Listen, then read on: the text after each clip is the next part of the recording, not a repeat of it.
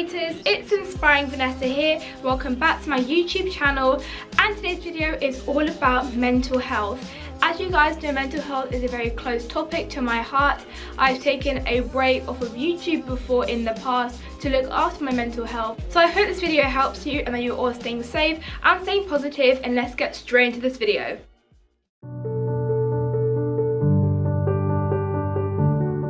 The first step is to talk about your feelings.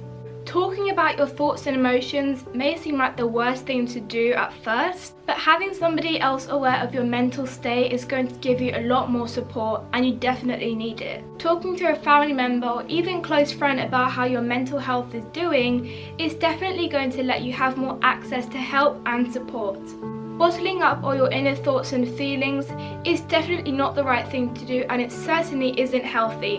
Whether you're feeling down or anxious, or you just simply don't want to accept the way that you're feeling, telling a loved one about your feelings and emotions is going to benefit your mental state and mental health.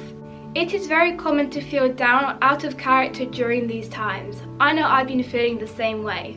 Our minds were so used to the social interaction and our busy lives, so when a sudden change occurs, it's understandable for your mental health to have consequences and be affected. If your problem or struggle is not exactly what to tell people but how to tell them, begin to write down your feelings in a notebook or a diary. If you don't want to write down your feelings, then at the end of each day you can write down what you're grateful for to uplift your mood.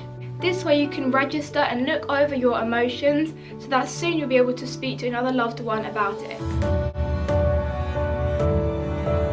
Second step is to keep active. Being totally honest, I'm not and have never been the most sporty or active or athletic person. So in my personal view, when I hear somebody telling me to exercise to improve my mental health, it was something I was not ready to start doing. But keeping active could simply be going for a walk to get fresh air to clear your mind. If you do want to start exercising and do that fitness workout, it will reel your focus away from your emotions and what's going on inside your head.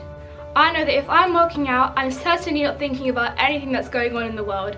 I'm just focusing on how to do this specific thing and how to do it properly without hurting any of my muscles. Working out or keeping active is simply going to move your focus away from what's going on inside your head. My sleeping schedule has been put upside down since lockdown began.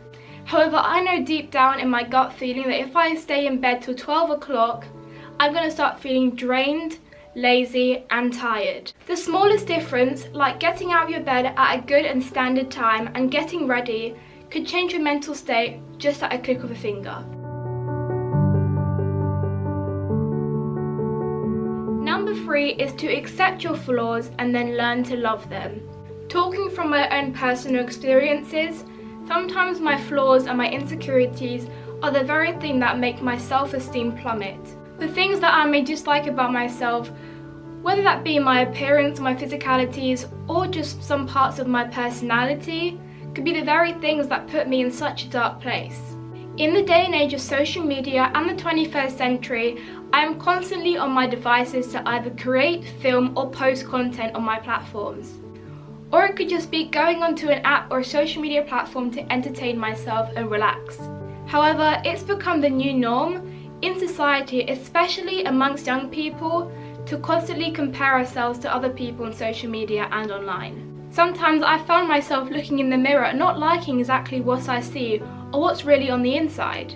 To better our mental health, we all need to start working on our self-love, self-esteem, self-worth, and most importantly, self-acceptance and self-appreciation. The more we learn to accept our flaws rather than correct them, the less these negative views of ourselves will appear.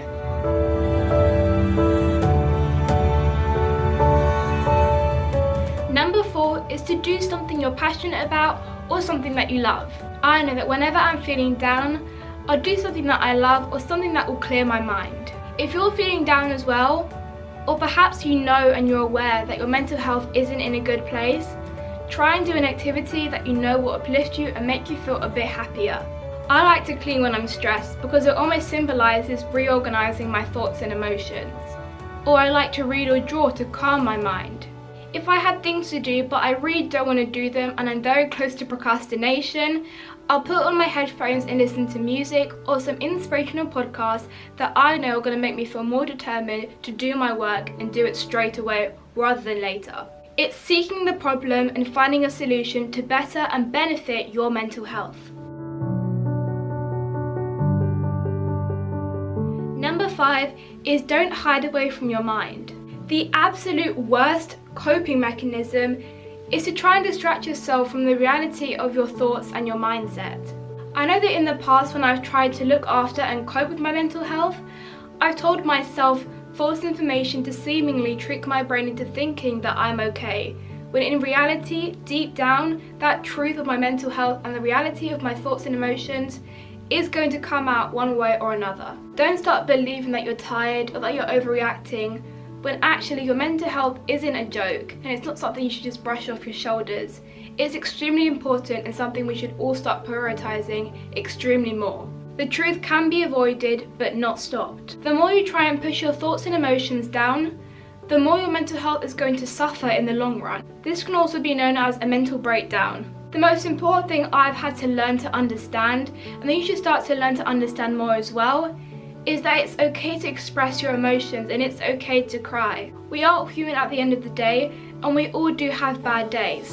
To benefit and look after your very fragile mental health, we must learn to not hide, but learn to release. So now it's come to the end of this video. I hope you all enjoyed it and that it somewhat helped you guys cope with your mental health a little bit better, as I do know that all of our mental health have been affected massively due to lockdown and this coronavirus and the COVID-19 pandemic. Don't forget to smash that like button, and if you haven't done so already, subscribe to my YouTube channel by hitting that red button down below so that you can become a part of the Inspirators family. And if you would like to see more of my lockdown series videos, go and check out the playlist. It'll be in the I button in the corner over here. But I hope you're all staying safe and staying positive, and I'll see you guys on my next video. Bye!